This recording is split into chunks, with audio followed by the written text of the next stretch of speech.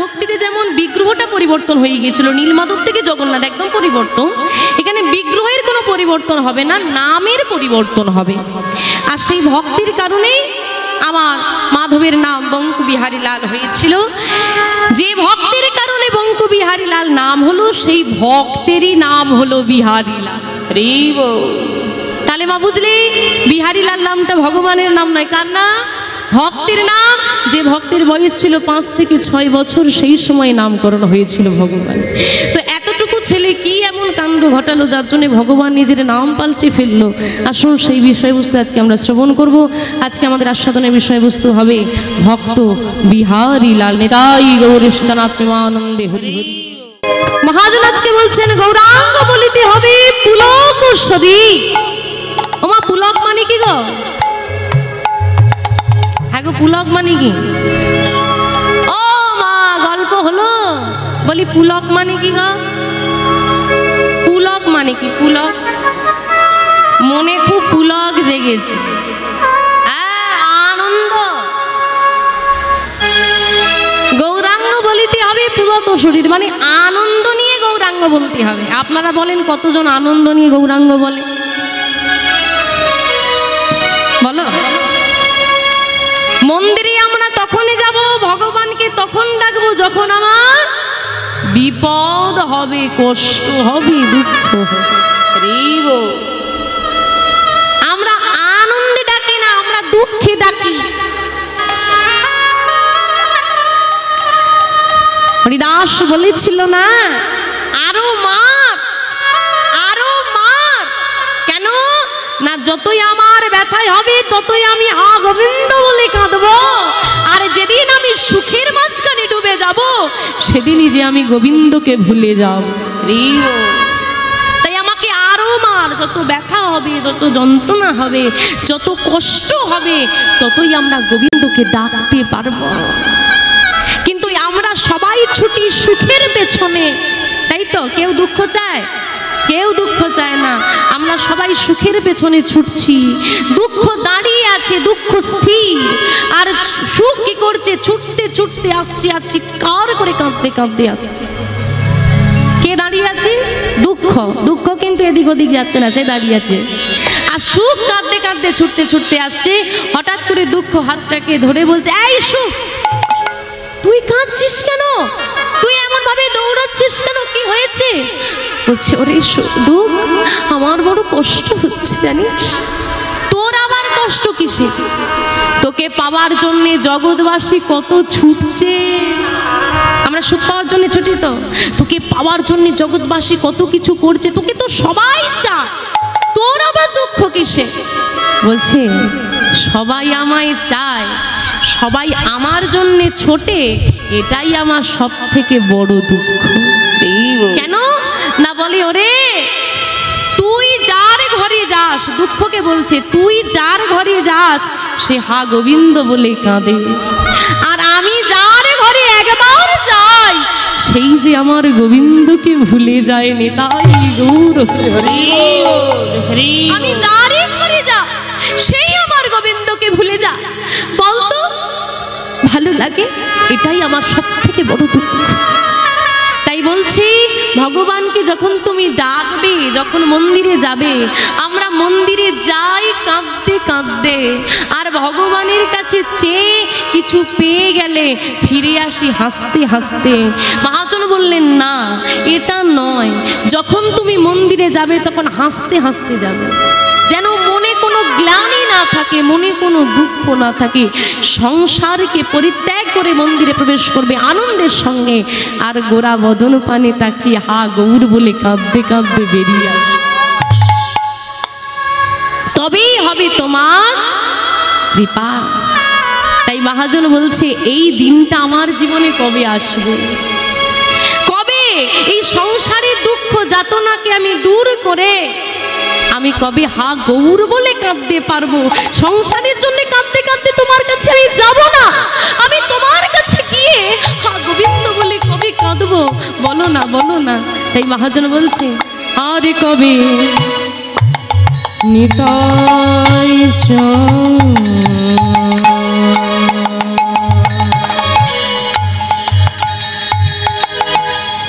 করুণা করিবে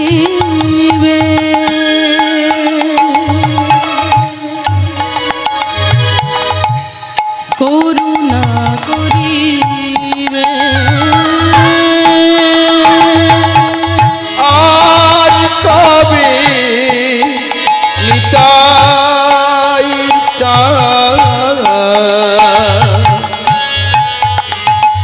আমার করুণা করিবে করুণা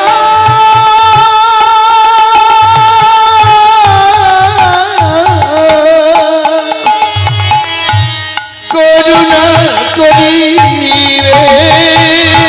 আর কবে নিতাই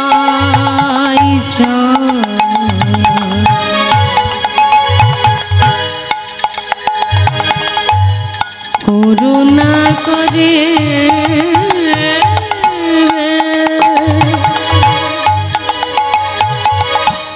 করুণা করিবে আর কবে নিতাই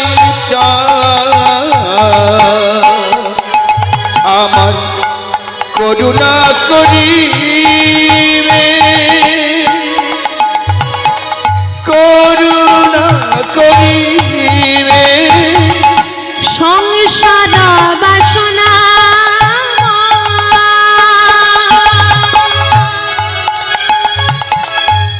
কবে তুচ্ছ হবে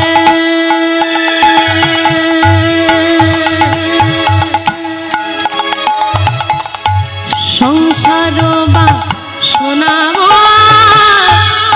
কবে তুচ্ছ হবে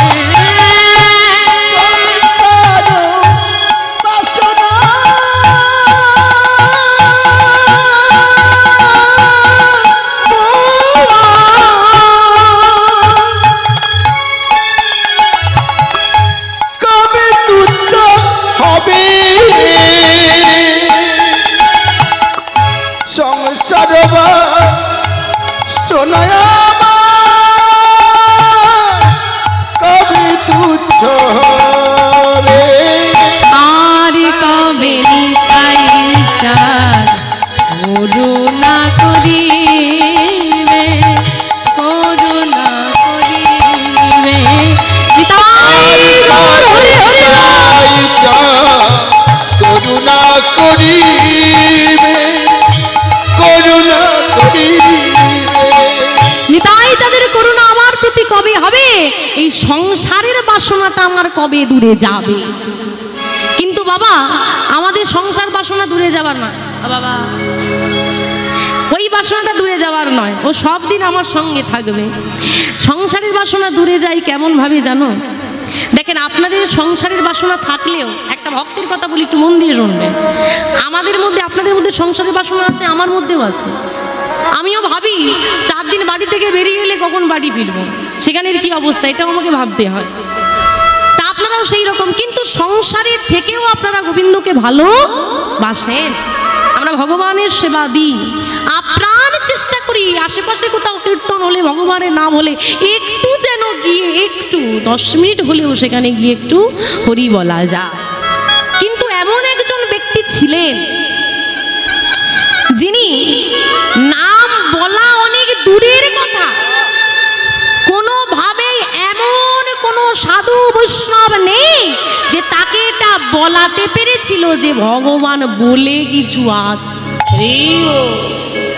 এক কথা তার ভগবান বলে কিছু হয় না তো সেই ব্যক্তি কোনো সারা জীবনে কোনোদিন ভগবানকে ডাকে না ভগবান বলে কিছু নাই এটাই তার মনে কথা দেখবেন এ কথা শুধু ওনার মনের নয় সে মহামানুষের সে মহাপুরুষের মনের কথা নয় আপনার আমার মতো আপনার আমার পাশে ঘুরে বেড়াচ্ছে এমন অনেক মানুষ যারা এখনো কিন্তু 2025 সালে দাঁড়িয়ে ওই কথাটা বলে যে ভগবান বলে কিছু না শুধু ভগবান বলে কিছু নাই এমন কথা নয় কেউ যদি তুলসীর মালা পরে তার পেছনে লাগতেও ছাড়ে না এই বয়সে হরির মালা নিয়েছি জি জি জি খুলে ফেল আপনাকে বলতেই থাকে তো এবার দেখুন কি হয় হয়, পরিণামটা কি হয়। তো তিনি অযোধ্যা ধাম, আপনারা জানেন রাম মন্দির হয়েছেন, এখন সবাই নাম জানেন। তো অযোধ্যায় একটি ব্যবসার কাজে তিনি গিয়ে উপস্থিত হন। আমরা এখানে কোথাও বেড়াতে গেলে আমরা বলি হোটেল বা লজ, কোন হোটেলে থাকবো, কোন লজে থাকবো, এটা বলি। আর দেখবেন মায়াপুর চলে যান, বৃন্দাবন চলে যান, অযোধ্যা চলে যান, এই সমস্ত ধামে গেলে আপনি শুনবেন ধর্মশালা, তাই তো। তো একটি ধর্মশালায় গিয়ে তিনি উঠেছেন, থাকবেন কিছুদিন, সেখানে পরিবার নিয়ে গিয়েছেন। হ্যাঁ, ব্যবসা বাণিজ্যের কাজ তার। এখন ইতিমধ্যেই সেই ধর্মশালায় একজন সাধু থাকে, একদম পাশাপাশি ঘরে দুজনে আছে। ব্যবসায়ী মানুষ মানে তার রাত হয়, আপনি ধরেন 2টো 3টে, কোনোদিন সারা রাত জাগতে হয় ব্যবসার কাজের জন্য, হিসেবপত্রের জন্য। কিন্তু সাধুদের তো বাবা কোনো কাজ নাই। সকাল কখন শুরু হয়? ভোর 4টে যারা সাধু হয়, আর ওই সন্ধ্যে 8টায় ঘুমিয়ে পড়ে। তার তো কোনো কাজ নেই, সকাল থেকে ওঠে আর হরে কৃষ্ণ হরে কৃষ্ণ হরে কৃষ্ণ হরে কৃষ্ণ। এখন আপনি চিন্তা করেন, আপনি ভোর 4টে থেকে উঠে হরে কৃষ্ণ হরে কৃষ্ণ হরে কৃষ্ণ করছেন, ব্যাপারটা আপনার জন্য ভালো। কিন্তু যে সারা রাত জেগে হিসেবপত্র করছে, ব্যবসা সামলাচ্ছে, তার জন্য তো মোটেই ব্যাপারটা ভালো নয়। তো তার ঘুম হয় না, কাজে মন বসে না, ঘুম না হলে শরীর কেমন ম্যাজ করে। তো তিনি এসে সাধুর কাছে এসে বলছে, বাবা আসো, হ্যাঁ এসো, দেখুন আমি কাউকে অসম্মান করি না, কিন্তু আপনাকে আমি সম্মানের সহিত বলছি, আপনি আমার থেকে বয়োজ্যেষ্ঠ, আপনি নাম করেন, আমার কোনো অসুবিধা নেই, একটু বেলা করে করবেন, কারণ আমার রাতে ঘুমোতে তো অনেক রাত হয়, আর ভোরবেলা না ঘুমটা হলে শরীরটা খারাপ লাগে। আপনি নাম করুন, আমার অসুবিধা নেই, হয় আস্তে করবেন ভোরবেলাটা, আর না হলে একটু বেলার দিকে করবেন। সাধু কিচ্ছু বলছে না, চলে গেছেন তিনি। তার কাজের কোনো পরিবর্তন এসে যে এত অনুনয় বিনয় করে গেল, আবার এসে অভিযোগ জানিয়েছে। 2বার 3বার আসার পর বলছে, আপনি কি আমার কথাটা শুনতে পাচ্ছেন না, না আমাকে অবজ্ঞা করছেন? আমি কিন্তু আপনার কাজে বাধা দিচ্ছি না, আপনাকে বলছি একটু বেলা করে নামটা করেন না, তাহলে তো ঝামেলাটা মিটে যায়। কেন করব বাবা বেলা করে?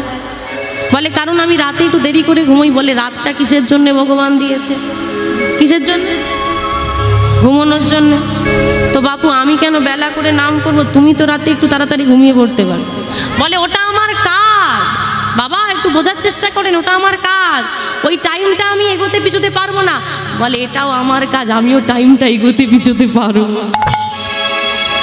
তুমি তোমার মালিকের কাজ করছো, আমিও তো আমার মালিকের কাজ করছি।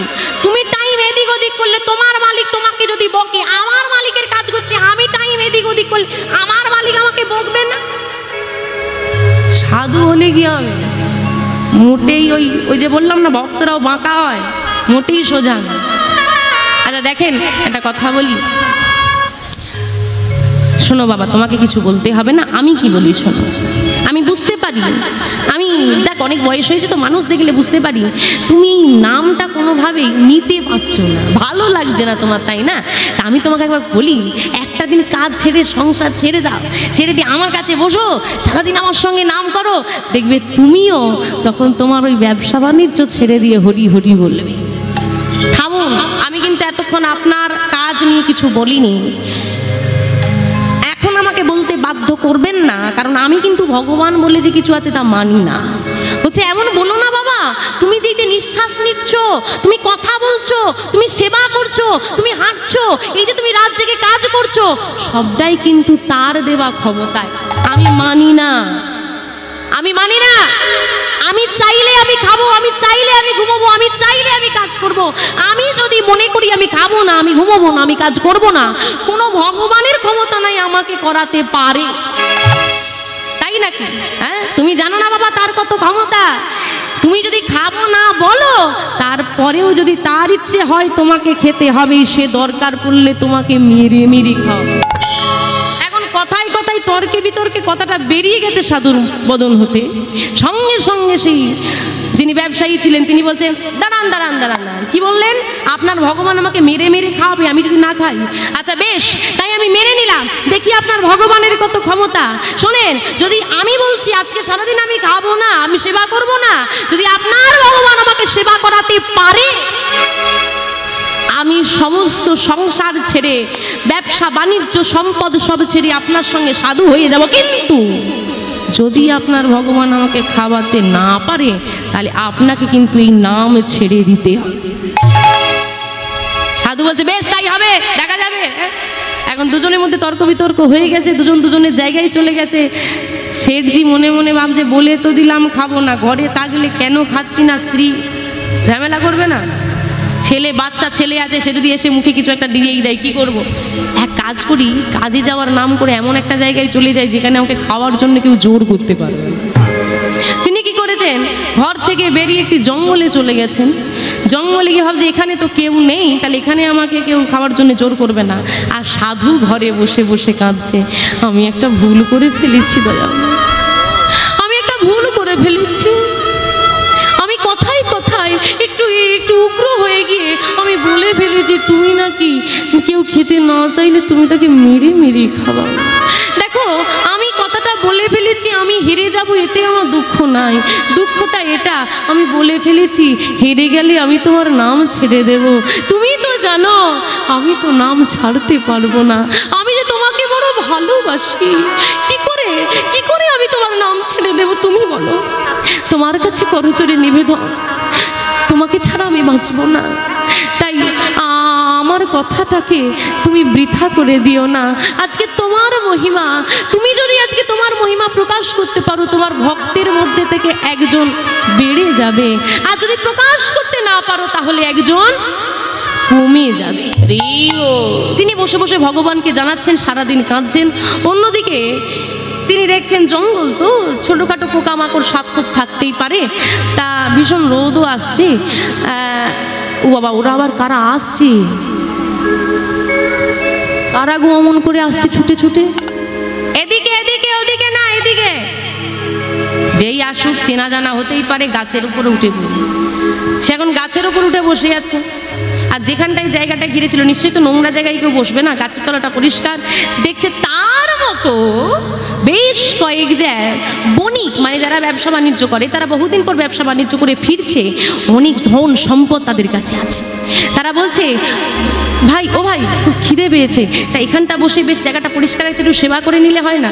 বলছে হ্যাঁ তাই করো। বসে পড়েছে সেবা করতে, যা যা সেবার বস্তু ছিল সবাই এক জায়গায় করেছে, এই তুই একটু আমারটা নে, হ্যাঁ তোরটা একটু আমায় দে, এইভাবে চলছে। হঠাৎ এমন সময় ঘোড়ার পায়ের যে খুর থাকে সেই খুরের আওয়াজ হচ্ছে, সঙ্গে সঙ্গে একটু চিৎকার করে বলে ওরে ওরে ফেলে দে, আর খাস না কেন, ওই দেখ ডাকাত দল আসছে, যদি আজকে এই খেতে থাকি না তাহলে সারা জীবনের মতো খাওয়া আমাদের বন্ধ হয়ে যাবে, আর একদিন যদি না খাই, যে সম্পদ আমরা এনেছি এত পরিশ্রম করে এনেছি, ডাকাতের হাতে পড়লে সব যাবে, সঙ্গে প্রাণও যাবে, খাবার থাক চল আমরা পালিয়ে যাই। যার সম্পদ ছিল নিয়ে তারা ছুটতে ছুটতে পালিয়ে যাচ্ছে, তিনি কিন্তু গাছের উপর বসে আছেন, সে সব দেখছে। এখন ডাকাত দল তারাও আসছে, আস্তে আস্তে আস্তে আস্তে হঠাৎ একজন বলছে সর্দার, ও সর্দার কি হলো, দাঁড়াও দাঁড়াও দাঁড়াও, আরে খুব খিদে পেয়েছে, দেখো কারা এখানে বসেছিল খেতে, মনে হয় খাবারগুলো ফেলে দিয়ে চলে গেছে, যদি একটু সেবা হয়ে যেত। হ্যাঁ খিদেটাও পেয়েছে, বা মন্দ বলিস নাম, তাহলে সবাই নেমে ফেলেছে। দলের মধ্যে আর একজন বলছে সর্দার এত ভালো ভালো খাবার কেউ কি এমনি ফেলে দিয়ে যাবে, কি ফেলে দিয়ে যাবে? মনে হয় আমরা এই পথ ধরে যাব, গ্রামের সবাই জানতে পেরে আমাদের জন্য জাল বিছিয়েছে, খাবারে বিষ মিশিয়ে দিয়েছে। সর্দার বললেন কথাটা খারাপ বলিসনি, কিন্তু এটাও তো ঠিক যে বিষ মেশাবে আমরা খাচ্ছি কিনা তাকে লক্ষ্য রাখতে হবে, তাহলে গ্রামের কেউ না কেউ এখানে পাহারা দিচ্ছে, তা তোরা খুঁজতে আরম্ভ কর, আর চলে যা, যেখানেই যাকে দেখতে পাবি কোনো কথা বলবি না, ধপ থেকে মুন্ডুটা আলাদা করে দিবি। ডাকাত দলের গম্ভীর আওয়াজ, সে যে উপরে বসেছিল একমা কেউ গাছের উপর বসে থর করে কাঁপে, কি হবে? গাছটা কাঁপছে, পাতাগুলো ঝরে ঝরে পড়ছে ডাল থেকে। সর্দার কোথাও যেতে হবে না, বেটাকে পাওয়া গেছে, ওই দেখো বসে আছে। নামা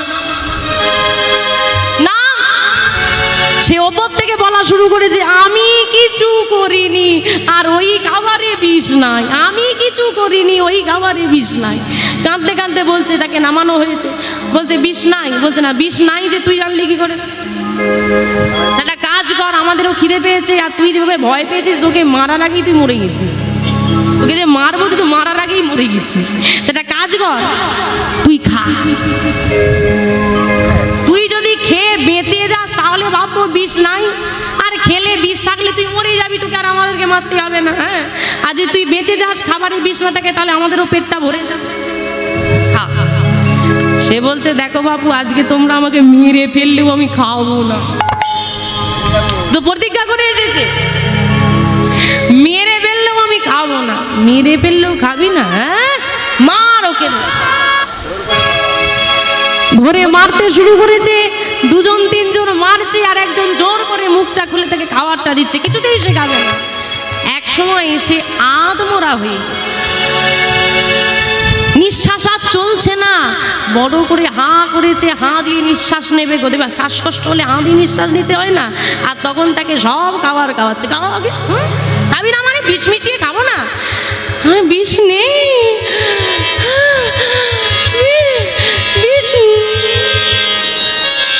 আরে বিষ নেই বলতে বলতে সব, আরে ছেড়ে দাও বাবা, ছেড়ে দাও, খাবারে বিষ নেই, বিষ থাকলে এতখানি মরে যেত। সেই ভক্ত ডাকাত রান্না সেবা করে চলে গেল, পড়ে রইল ওইখানে। যখন জ্ঞান এলো, ওই আধমরা অবস্থায় ছুটতে ছুটতে এসে সাধুর চরণে আছাড় খেয়ে পড়ল। সাধু, তুমি কি বলেছিলে আমি স্বীকার করে নিলাম, তোমাদের ভগবান যদি চায় তাহলে তুমি না চাইলেও তা তোমাকে করতে হবে নি। তাই গৌর হরি বল। সংসার ধর্ম পরিত্যাগ করে কত কোটি কোটি টাকার সম্পত্তি ফেলে দিয়ে তিনি সাধু হয়ে গেলেন। আজও অযোধ্যায় গেলে তার নাম শোনা যায়, সেই সাধুর নাম হলো মনুখ দাস।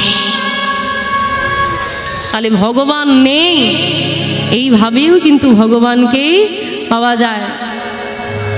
তাই বলছে এই যে বিষয় বাসনা পরিত্যাগ হলো, এটা আমার মধ্যে কবে আসবে? বিষয় ছাড়িয়া কবে শুদ্ধ হবে মন, বিষয় ছাড়িয়া কবে শুদ্ধ হবে মন, বিষয় ছাড়িয়া কবে শুদ্ধ হবে মন, বিষয় ছাড়িয়া কবে শুদ্ধ হবে মন, কবে हम है সেই মধুর বৃন্দাবন, কবে हम হেরি বসে মধুর বৃন্দাবন, কবে আমি হেরি বসে মধুর বৃন্দাবন, কবে हम হেরি বসে মধুর বৃন্দাবন, কবে বৃন্দাবনে যাব, কবে বৃন্দাবনে যাব, আমি কবে বৃন্দাবনে যাব, কবে বৃন্দাবনে যাব, আরাধে বলে গড়াগড়ি দেব, কবে বৃন্দাবনে বৃন্দাবনে যাব, যাব, আরাধে বলে গড়াগড়ি দেব, বৃন্দাবনে কবে যাব, প্রেমের রস আশা দিব, কবে বৃন্দাবনে যাব, প্রেমের রস আশা দিব, কবে বৃন্দাবনে যাব, আমি প্রেম রস আশা দিব, কবে বৃন্দাবনে যাব। তাই গৌর হরি হরি হরি বল। যাব, আশা দিব, কবে বৃন্দাবনে যাব, প্রেমের রস আশা দিব, কবে বৃন্দাবনে যাব, কবে বৃন্দাবনে যাব, কবে বৃন্দাবনে আমি যাব, কবে বৃন্দাবনে যাব। চিন্তা করে দেখো, কালকেই ব্যাখ্যা করেছি যে বলছে এই বিষয় বাসনা পরিত্যাগ করে কবে সেই প্রেম রস আস্বাদন করবো, বৃন্দাবনে যাব। আর আমার নিতাই গৌরের কৃপায় সেই বৃন্দাবন আজ আমাদের ঘরের সামনে চলে এসেছে। বছর বছর সেই বৃন্দাবনে আমার যাওয়া হচ্ছে। আজকে দুই ভাই নিতাই গৌরের কৃপায় তো আমাদের এত সুন্দর হরি বাঁশরি আসা। বলছে গৌর বলে কবে কাঁদবো, কেন গৌর হরি বলে কাঁদতে হবে কেন? এই কলিযুগে এবে অস্ত্র না ধরিলা, প্রাণী কারো না মারিলা, হরি নাম দিয়ে চিত্ত শুদ্ধ করিল সবার। গৌর হরি এ যুগে কোনো অস্ত্র ধারণ করলেন না, প্রাণে কাউকে মারলেন না, শুধুমাত্র হরি নাম দিয়ে চিত্ত শুদ্ধ করলেন। দাদাকে বলছে, দাদা শোনো, তুমি নামের প্রচারে যাবে, আমিও নামের প্রচারে যাব, তবে একটা কথা তোমাকে বলে রাখি, তুমি শোনো দাদা, তুমি নাম দেবে, আমিও নাম দেব। আর নাম দেওয়া কেন? আপনার আমার মতো কলিহত জীবের মঙ্গলের জন্য। তবুও জেনে রাখো, পাগল নিজের ভালো বোঝে, কলির জীব বোঝে না। ঠিক না? হ্যাঁ কি না? আমরা নিজের ভালো মন্দ বুঝি। ও একটা ছেঁড়া ফাটা পোশাক পরেছে, ও পরেছে, আমাকেও করতে হবে, সেটা ভালো হোক বা নাই হোক।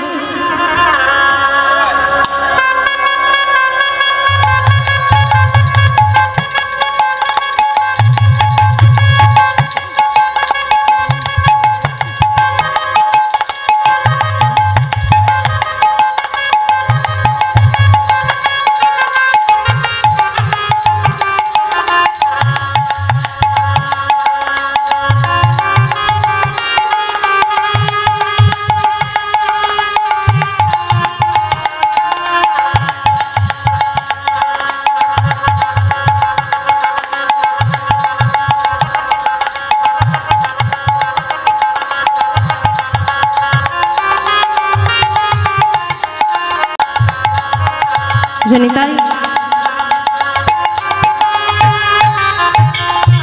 এই যে কথাটা সবাই ভগবানকে বিশ্বাস করবে না, তেমন বলছে সবাই কিন্তু হরি নাম নেবে না। একটা পরমাত্মা শক্তি আছে, ছেড়ে দেন। আমিও বলছি ভগবান নাই, কারণ তাকে দেখা যায় না। এই যে সাউন্ড সিস্টেমটা চলছে, একটা ছোট্ট কথা ভাবুন, এই যে সাউন্ড সিস্টেমটা চলছে, এই যে সাউন্ডটা যাচ্ছে আপনাদের কাছে, হ্যাঁ, কেউ চালাচ্ছে? এমনি এমনি চলছে না তো, বাড়ছে কমছে, আমরা যেমন বলছি তেমন হচ্ছে। এই যে বাদ্যযন্ত্রগুলো বাজছে, এমনি এমনি বাজছে, কেউ বাজাচ্ছে। এত সুন্দর প্যান্ডেলটা হয়েছে, এমনি এমনি হয়ে গেছে, কেউ করেছে, তাই তো? তো এত সুন্দর পৃথিবীটা, রাত হচ্ছে, দিন হচ্ছে, ঝড় হচ্ছে, বৃষ্টি হচ্ছে, রোদ হচ্ছে, এমনি এমনি হয়ে যাচ্ছে। কেউ তো একজন নিয়ন্ত্রণ করছে, যে শক্তিটা নিয়ন্ত্রণ করছেন সেটাই হলো পরমাত্মা। তাই তারপরও বলছে দাদা এটা কেউ বিশ্বাস করবে না, সবাই নাম নেবে না। আর ভাই না নিলে কি করবো, চলে আসবো? বলে না, চলে আসবে না, নাম না নিলে চলে এসো না। কি করবে?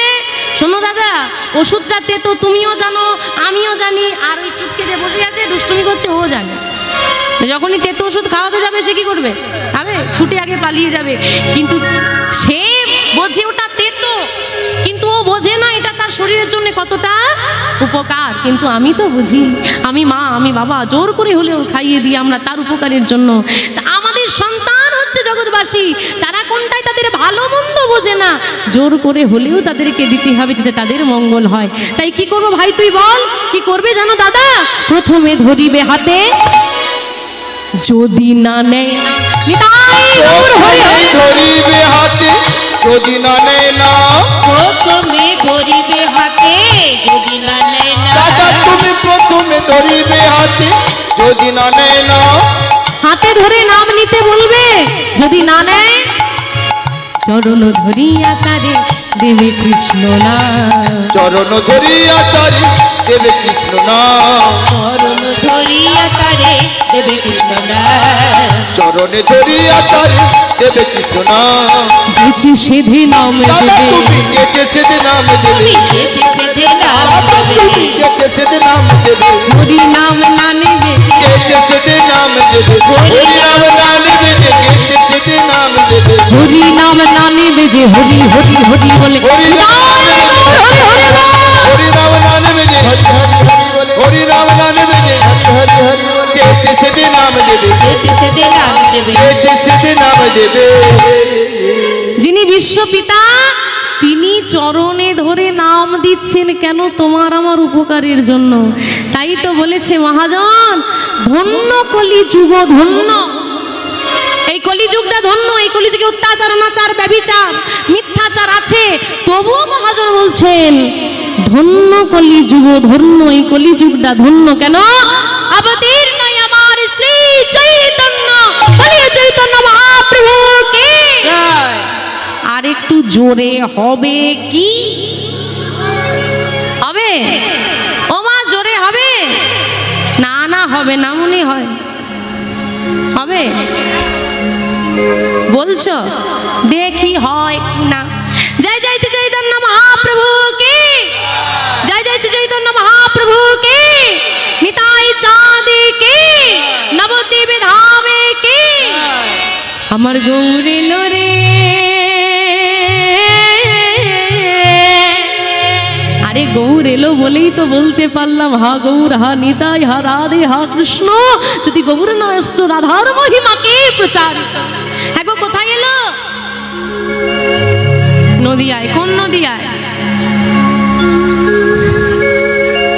কোন নদিয়া গো? নদিয়ায় গিয়েছো? ক কেজি করে সোনা এনেছো সব? বলছে সোনার নদিয়া, কম দামে সোনা পাওয়া যাবে না।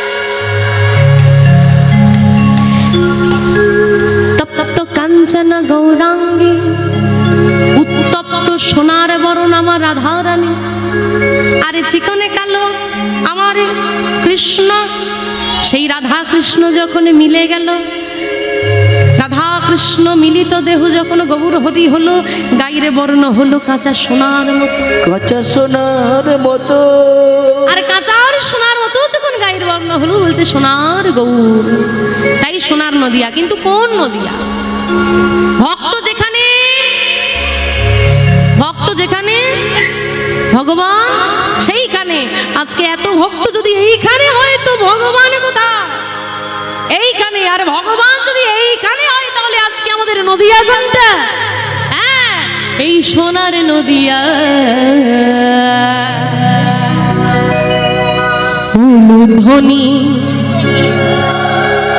বাবা বাবা বা হরি ধ্বনি নিতাই গৌর হরি বল হরি বল।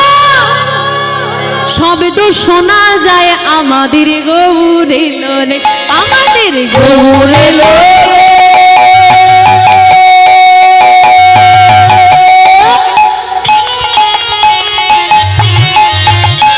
এই সোনার নদিয়া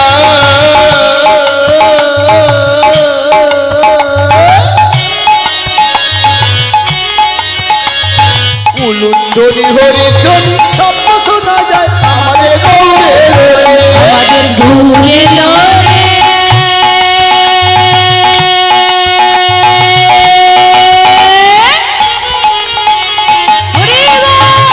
এই সোনার নদিয়া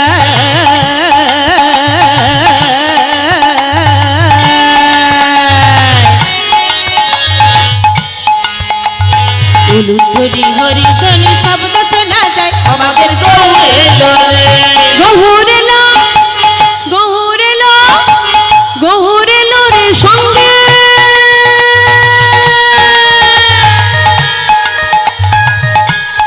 সঙ্গে কে গো? গৌরের সঙ্গে। গৌরের সঙ্গে বাহ!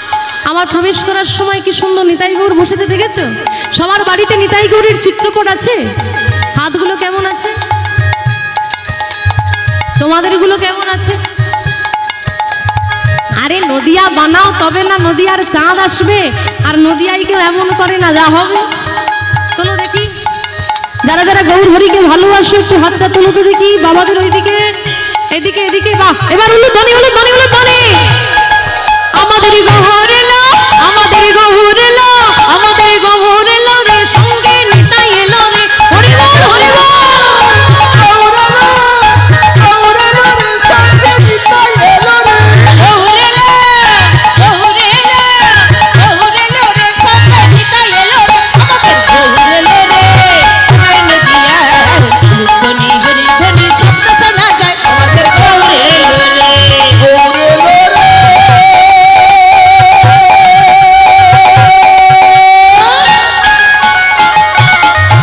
এই সোনার নদিয়া উলুধ্বনি হরিধ্বনি শব্দ শোনা যায় আমাদের গৌর এলো রে।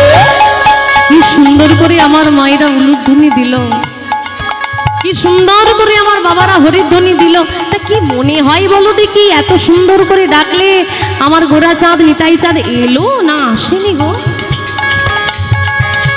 হ্যাঁ এসেছে বলো? হ্যাঁ কাল থেকে এসে আছে, আবার আসেনি মানে?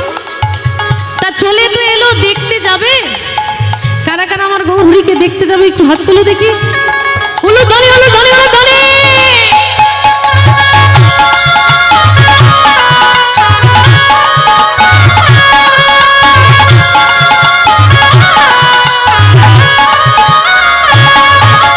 কে কে তোরা, ওরে কে কে তোরা, ওরে কে কে তোরা গৌর দেখবে আইরে ছুটিয়া। হরি বল হরি বল। দেখে তোরা গৌর দেখে আরে ছুটে, একে তোরা, একে তোরা, একে তোরা গৌর দেখবি আইরে ছুটে আয়। আমাদের গৌর এলো রে সোনার নদিয়া তাই গৌর হরি হরি বল হরি বল। আমাদের গৌর এলো রে। গৌর এলো রে।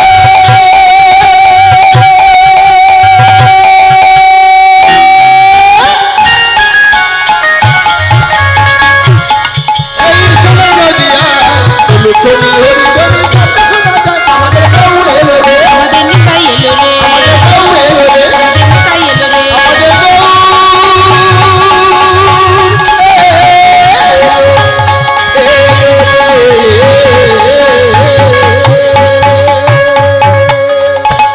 ভক্ত বিহারী,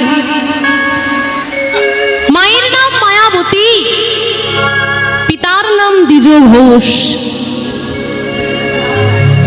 মায়াবতী মা, মায়েরা জেনে রাখবেন মাটি ভালো হলে তবে ফসল ভালো হয়, তাই না?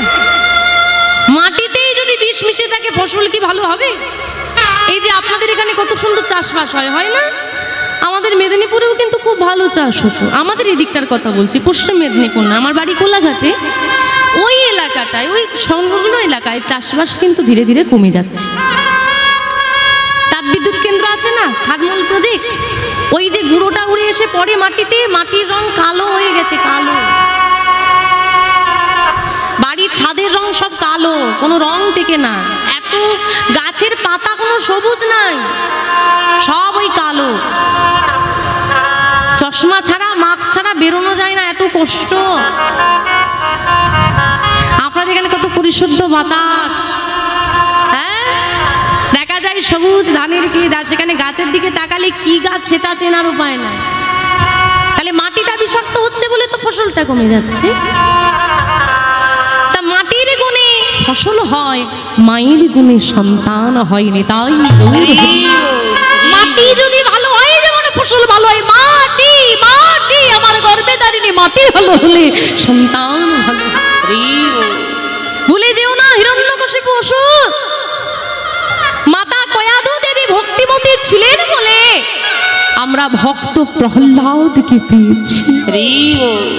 আসুন সেই মায়াবতী মায়ের কথাটা একটু শ্রবণ করি, আর একটু মন প্রাণ দিয়ে শ্রবণ করবেন। মা, আপনারাও সন্তানের মা হয়েছেন, আমি বলবো না সবার পরিস্থিতি সমান, কিন্তু মা স্নেহ করে, মা যত্ন করে।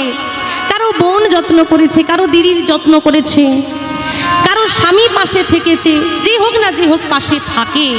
কিন্তু মাগো, একটু মায়াবতী মায়ের কথাটা শুনে দেখো, যদি মন প্রাণ দিয়ে একটু শুনতে পারো মায়ের কথাটা, একবার হলেও তোমার মনে প্রশ্ন জাগবে, আমি অনেক ভালো আছি। এই কথাটা তুমি বলবে। শোনো, মায়াবতী মা যখন ছোট,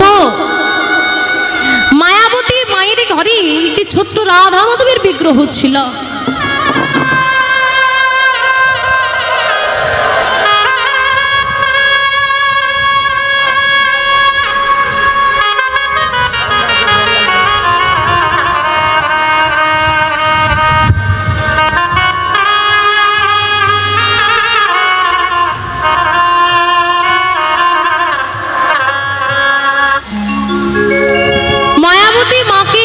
আর ওই রাধা মাধবকে রেখে মায়াবতীর পিতামাতা পরলোক গমন করল। শুনতে খারাপ লাগলেও মা, এ জগতে বাবা মা ছাড়া পৃথিবী বড় শূন্য। যেমন রুক্ষ মাটিতে কোনো ছায়া ছাড়া কোনো চারা গাছ বাঁচতে পারে না, বড় কষ্ট, তেমন পিতার বিশ্বাসরূপ ছায়া, মাতৃ স্নেহরূপ জল যদি না পাওয়া যায়, জলরূপ মাতৃ স্নেহ না পেলে তুমিও এখানে বেঁচে থাকতে খুব কষ্ট। দরজায় দরজায় ভিক্ষা করে, রন্ধন করে মাধবীর সেবা দেয়, নিজে সেবা করে। দেখতে দেখতে মায়াবতী যুবতী হলো। প্রতিবেশীগণ দ্বিজ ঘোষ নামক একজন ভক্তের সঙ্গে মায়াবতী মায়ের বিবাহ সম্পন্ন করেন। রাধা মাধবের বিগ্রহকে বুকে জড়িয়ে ধরে, এতদিন তো রাধা মাধব ছাড়া মায়াবতীর আপন বলতে কেউ ছিল না। ওই রাধা মাধবের বিগ্রহ বুকে নিয়ে স্বামীর সংসারে এসে দেখলো, কি এ তো পর্ণকুটির, পাতা দিয়ে ঘর, দ্বিজ ঘোষের কেউ নাই। মাধবকে বসিয়ে দিয়েছে।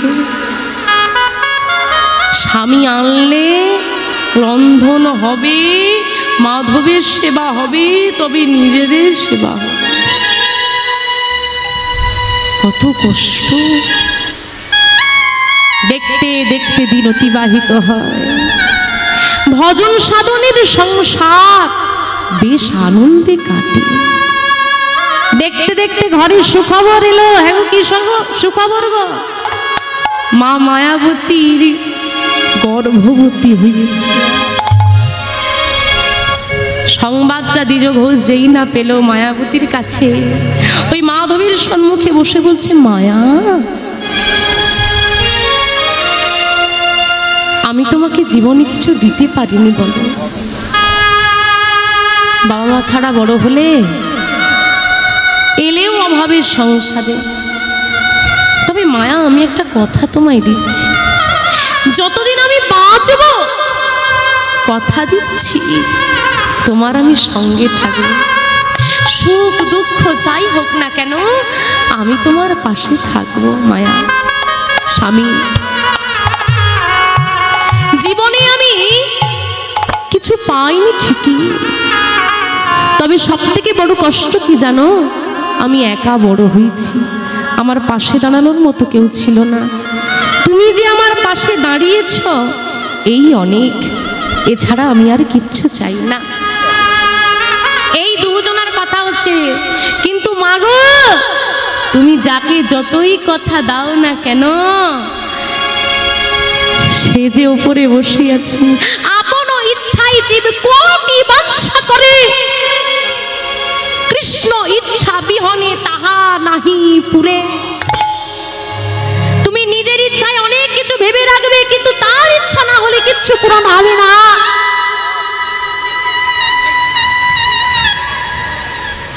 হঠাৎ ধীরে ধীরে অসুস্থ হয়ে পড়লেন দ্বিজ ঘোষ, মায়ের গর্ভে সন্তান। মনে হয় আমি আর বাঁচবো না। মায়া, এমন কথা বলো না স্বামী, সারা জীবন আমি একা বড় হয়েছি। দেখো, আমাদের একটা সন্তান হবে, আমাদের এই ঘরটা সুখে ভরে যাবে, তুমি এমন কথা বলো না। আমি যে বড় অভাগী, চিকিৎসা করাবো,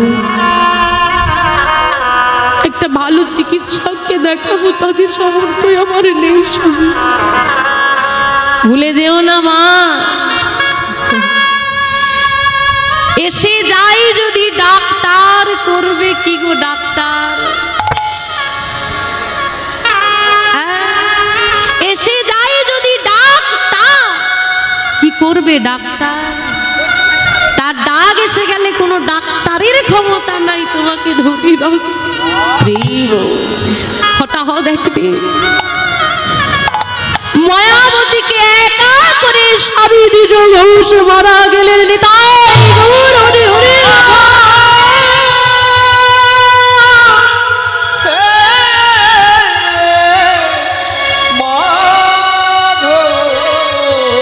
ঘরে বলিয়ে কি করি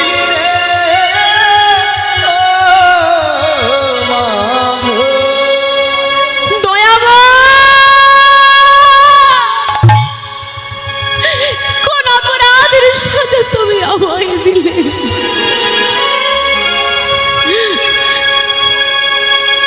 আমি তো তোমার কাছে কিছু চিনি মাধব। সারা জীবন বাবা মারা হয়ে অভাগিনী হয়ে বড় হলাম, স্বামীর ঘরে এসে স্বামীকে হলো না মাধব। এ ঘটনার কোনো ব্যাখ্যা হয় না। পাথরের মূর্তির মতো বসে রইল মায়া। ভিড় জমল, ঘিরে ধরল সবাই মায়াবতীকে। স্বামীর মৃতদেহের কাছে বসে আছে। এক মা এসে মায়ার হাতটা ধরে বলে, মায়া, জানিস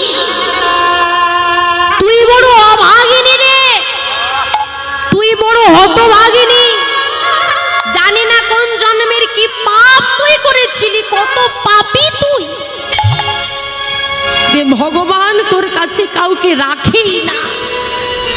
এ কথাটা শুনে মায়াবতী আর কষ্টটা চেপে রাখতে পারল না।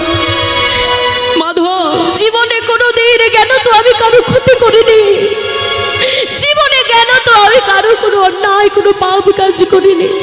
তাহলে বলে না, কেন আমার জীবন নিয়ে তুমি এমন করে খেলছো বলো মারা? দয়ামা,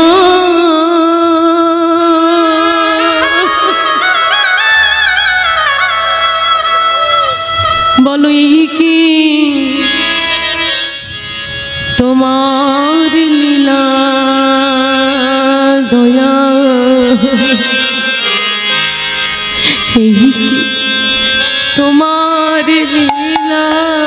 নিতাই গৌর হরি।